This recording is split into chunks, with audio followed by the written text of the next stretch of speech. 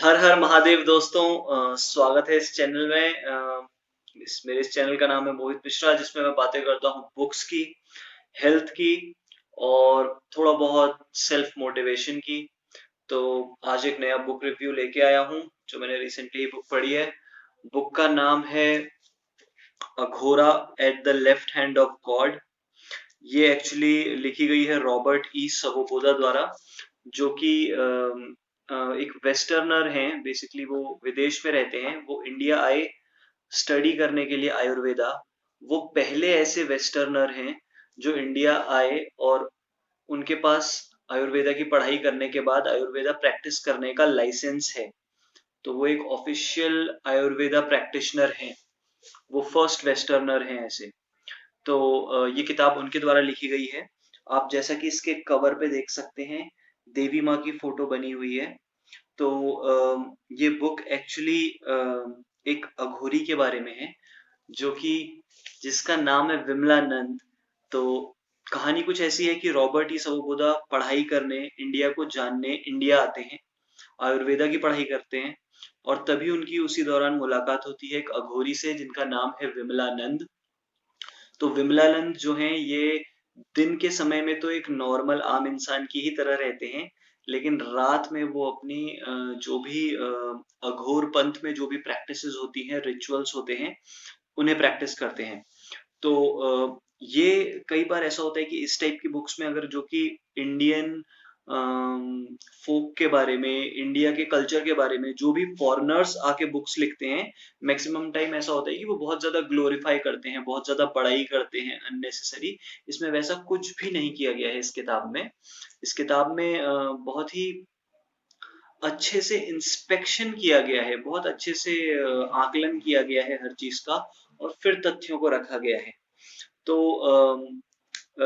ये बुक पहला पार्ट है इस अघोरा ट्रायोलॉजी का। इसके अलावा इसमें दो और पार्ट हैं। एक है, सेकंड पार्ट है कुंडलिनी, और तीसरा पार्ट है लॉ ऑफ कर्मा। तो हम अभी इस पार्ट की बात करेंगे। ये है अघोरा वन। तो इसमें जब मैंने स्टार्टिंग में ये बुक पढ़नी स्टार्ट करी, तो काफी सारी टर्मिनोलॉजीज ऐसी थी, क्योंकि मैंने इस बुक को पहले मैंने इस टाइप के सब्जेक्ट्स को पहले कभी पढ़ा नहीं था। तो मेरा इनकी टर्मिनोलॉजी से कोई लिंक नहीं था, तो मुझे पता नहीं था। तो आपके साथ भी ऐसा हो सकता है जब आप इसे पढ़ना शुरू करें। फॉर एग्जाम्पल, जैसे एक वर्ड है अनडिफरेंशिएटेड यूनिटी। तो ये वर्ड मैं पहले एकदम से पढ़ के समझ नहीं पाया कि कहना क्या चाह रहे हैं। बट इसलिए आपको हो सकता है थोड़ा सा टाइम लगे, लेकिन जैसे ही आप स्टार्टिंग का इंट्रोडक्शन तक खत्म करेंगे, तब तक ये बुक आपको बांध चुकी होगी। तो इस बुक में टोटल 10 या 11 चैप्टर्स हैं। तो पहला चैप्टर है माँ। माँ, इस चैप्टर में वो बताते हैं कि कैसे अ, उनकी माँ, जो उन्होंने एक साधना करी और उससे उनको उनकी माँ, जिनका नाम है शमशान तारा, वो मिली शमशान में साधना करते हुए, जब वो एक शव साधना करते हैं, जो कि वो खुद से करना नहीं चाहते। उनको कोई एक बाबा होते हैं जो उन्हें जबरदस्ती वो शव साधना करवाते हैं। और वो साधना करने के दौरान ही उनका अपनी माँ या गॉडेस बोल लीजिए, शमशान तारा, उनसे वो मिलते हैं। तो पहले चैप्टर का नाम है माँ।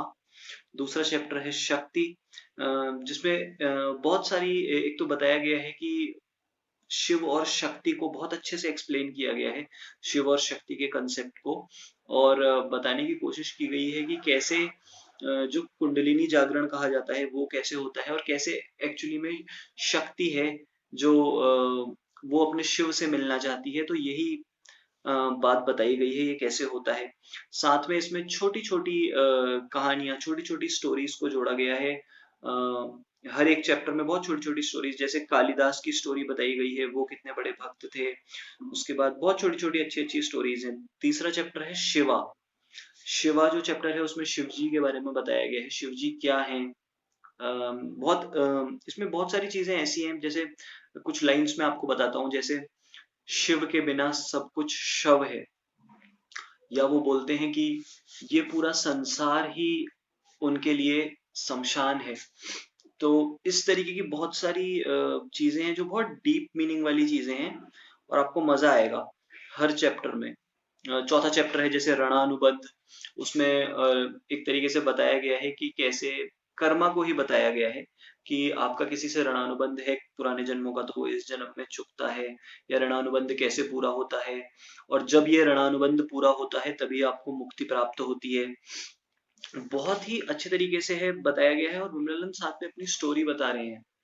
और रॉबर्ट ई सबोबोदा जो कि लेखक हैं इस किताब के, वो उनसे प्रश्न पूछ रहे हैं, और उन्होंने जो जो उन्हें उत्तर बताए विमलानंद ने, वो अपनी डायरी में नोट करते गए, और लास्ट में उन्होंने ये पुस्तक लिखी है इस तरीके से।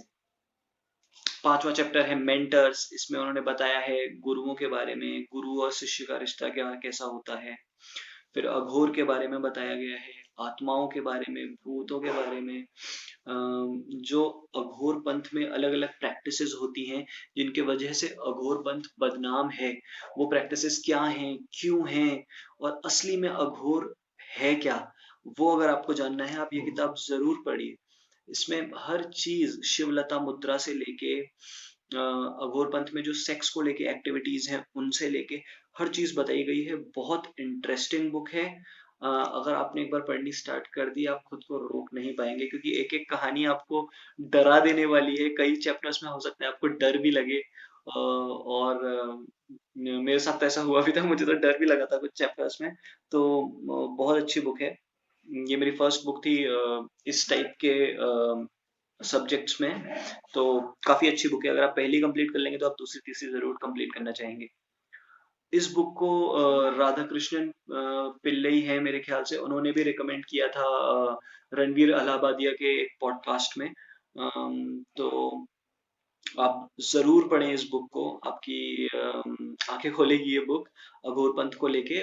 और साथ में आप इस बुक को इसलिए भी पढ़ें क्योंकि इसमें बहुत छोटी छोटी चीजें बहुत अच्छे से बताई गई हैं। जैसे कि हम पूजा क्यों करते हैं, पूजा का मतलब क्या है, पूजा में हम दिया जला रहे हैं तो वो दिया हम क्यों जला रहे हैं, हम फूल चढ़ा रहे हैं भगवान को तो क्यों चढ़ा रहे हैं। और बहुत ही अच्छा मिश्रण है ये किताब। मैं इसको पढ़ने के बाद भगवत गीता पढ़ रहा हूँ अभी आजकल। तो मुझे सारी चीजें जो मैं भगवत गीता में पढ़ रहा हूँ वो मुझे लग रहा है अरे मैंने तो इसमें पहले पढ़ ली थी। तो ये बुक दिखने में पतली है बट इसमें बहुत सारा ज्ञान भरा हुआ है, जो कि कहानी के माध्यम से बहुत सुंदर तरीके से बताया गया है। तो मैं रिकमेंड करूंगा ये बुक आप सभी को जरूर पढ़ें। इसको पढ़ के आप काफी कुछ जान पाएंगे। और अगर आपको ये वीडियो अच्छा लगा, तो इस वीडियो को लाइक करें, इस चैनल को सब्सक्राइब करें, क्योंकि मैं इसमें और भी बुक रिव्यूज अच्छी अच्छी बुक्स लेके आऊंगा जिनसे आपको कुछ सीखने को मिले, सिर्फ अपने बारे में ही नहीं अपनी संस्कृति के बारे में भी।